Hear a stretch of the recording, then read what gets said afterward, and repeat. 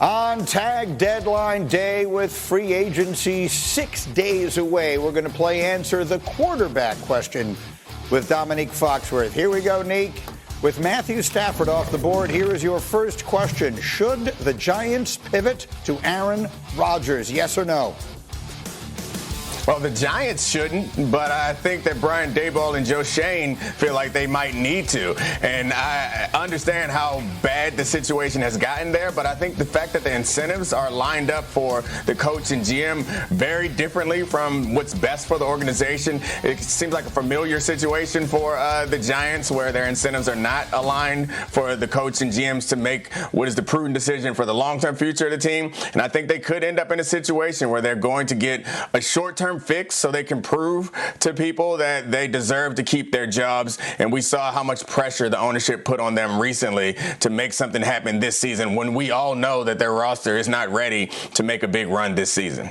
So, Graziano, he is suggesting, and others have, that the Giants need to win quickly, and the answer to that is Aaron Rodgers. What do you think of that? He's suggesting that the Giants coach and GM need to hire Aaron Rodgers to save their job. Right. I guess we can go to Florham Park and see how Robert Saleh and Joe Douglas are enjoying their contract extensions that they got from the Jets because they brought in Aaron Rodgers. How does that make any sense? He's the guy you hire if you want to lose your job. We saw this the last couple of years. The entire Jets building got fired. I don't understand what on earth. I mean, Mike McCarthy got fired in Green Bay. I don't understand how that makes any sense. Like, he's the guy. That's a desperation move. But it's not the right one. I don't get it. Okay. If you're on thin ice, that is not the guy I would bring in. Nick. All right, we got like an hour and a half till we get to first take, so I can go ahead and say, you're right. I'm wrong. That's a bad idea. Don't go get Aaron Rodgers, okay? That's a very poor idea for your organization. But I do still believe that they're very desperate. And when I'm looking at all the quarterbacks that are available and all the decisions that they need to make in order to prove that they deserve to keep their job, it doesn't take long till you get to a point where you're convincing yourself that maybe we can do better with Aaron Rodgers than, I don't know, Tommy DeVito or whoever else is going to be available. So you're right. I'm wrong, but I can understand being desperate enough to make that move. Yeah, look, I get the concept, right? It's not a great market. Like, once you miss out on Matthew Stafford, and if you can't get Sam Darnold, who had a great year, but it's his only great year, right? That now all of a sudden the list gets a little thin. Are you taking a chance on the upside of Justin Fields? Are you taking a chance there's something left with Aaron Rodgers or Russell Wilson? It's not a great landscape. I get it. It would be a desperate move for the Giants. I just don't know how they can look at what happened with the Jets the last couple of years and think it's going to work. Tim, I look at it from the other side of this as well. I understand that Aaron like redid his whole nice house in New Jersey there and would get to continue living in it. But the Giants are a team that were 26th in pass block win rate last year. Over the last 5 seasons, they're 30th in pass block win rate. So I'm not convinced that for a guy who's about to be 42 years old, that's a good option for him either.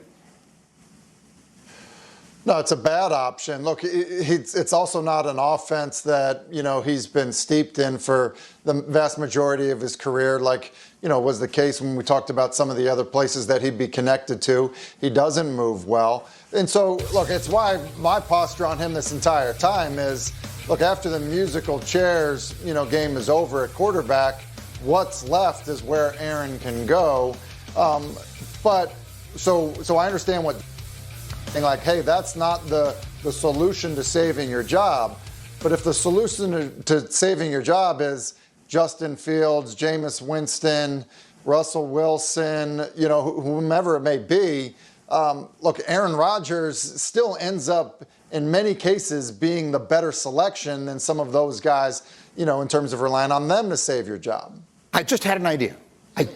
Yes. Nobody got fired in Cleveland or Pittsburgh last year. No, I understand that. Well, no one ever gets fired. Like Jameis Winston threw 13 touchdowns and 12 just throwing it out there. Like that's not saving the job. I'm just saying, like, they'd still have their jobs. That's true, but Rodgers did play better than the quarterbacks in Pittsburgh or Cleveland last year. But I just had another idea. Because the way Tim just described it, Neek, is like a game of musical chairs, right? He has to wait until everyone else sits down and pick the chair that's left.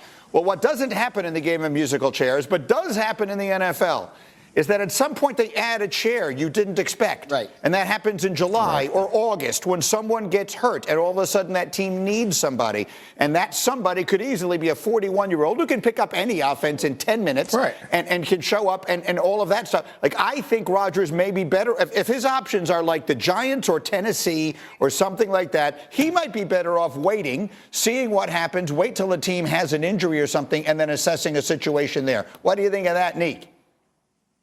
Yeah, I get why you would convince yourself of that, but I've been moved all the way over to the Graziano side because if coaches care about distractions nearly as much as they say they do, Aaron Rodgers is not necessarily the answer, because whether he is going to get in line and behave the way you expect him to or not, it doesn't matter. Like, the questions are going to come, the attention is going to come to an organization where he is, and he's not going to stop doing the media availabilities that end up resulting in news cycles for us week in and week out. So I think that's part of the problem. And to your point about picking up an offense, like, yeah, he's football smart enough to pick up an offense, but in the Jets, it became very clear, and in Green Bay, it became pretty clear that there's some things about playing quarterback that he's kind of rigid about. And I'm not sure that any team that doesn't have a stable front office and a stable head coach would want to welcome someone into their team like that. That could kind of destabilize it to some degree. Okay, let me leave that there. I think there is such a team. I actually almost think I can convince Graziano of it, which would be one of my greatest feats yet. I think I know where you're going. We'll do that later in the hour. But meanwhile, we're talking guys yesterday again. Tim Hasselbeck and Dominique are up with us here. Let's quickly deal, Dominique, with the Minnesota side of this, because I'm more interested in hearing Tim talking about what the landscape of the league is. But just, Dominique, if you're making the decisions in Minnesota, having watched the year they just had with Sam Darnold, having made the decision that they made with the draft and everything else with McCarthy a year ago, how would you handle the situation? Yeah, I think for most teams, it's probably pretty hard to walk away from a quarterback that's had the success that Sam Darnold had last year. But I think the Vikings probably should walk away. They've had that success with a number of different quarterbacks, including Kirk Cousins recently. And if you have a coach as good as Kevin O'Connell and a receiver as good as Justin Jefferson, then you should never have to overpay for a quarterback. And I think what's going to end up happening is a team that really, really needs an answer at quarterback that doesn't have the benefit of the coach and the receiver are going to have to overpay for a quarterback. So they got to go with J.J. McCarthy, I think, and go ahead and move forward with him as the answer for the future. Context on the season Darnold had, by the way, is interesting. Can we put up A38, please? Because in the 4 games that Darnold played this past year against Detroit and the Rams, he went 0-4, and he had a QBR that was 30 points lower than in all 14 other games in which they were 14-0, and he was absolutely spectacular. In the Week 18 and wild card losses, the Vikings scored a total of 18 points. So their season came completely apart at the very end. How things changed from that moment he was being hoisted on the shoulders of all of his teammates, and then the way that the whole thing came to an end. So Tim, then Mọi người cứ làm luân phiên từng buổi này là được. Mình tiếp tục mình móc nhé. Buổi này vẫn không được đẹp lắm, mình sẽ móc lại một chút. Nói chung là khi làm ấy thì mọi người cứ làm cho đến khi ưng ý thì thôi nhé. Cứ sửa đi. Thấy lỗi ở đâu sửa ở đấy luôn. Tiếp tục này.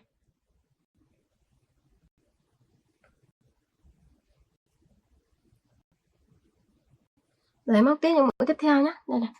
Y như vậy là được một cái hàng rất là êm ái, mềm mại, rất là đẹp này rồi. Bây giờ mình móc nốt cái nửa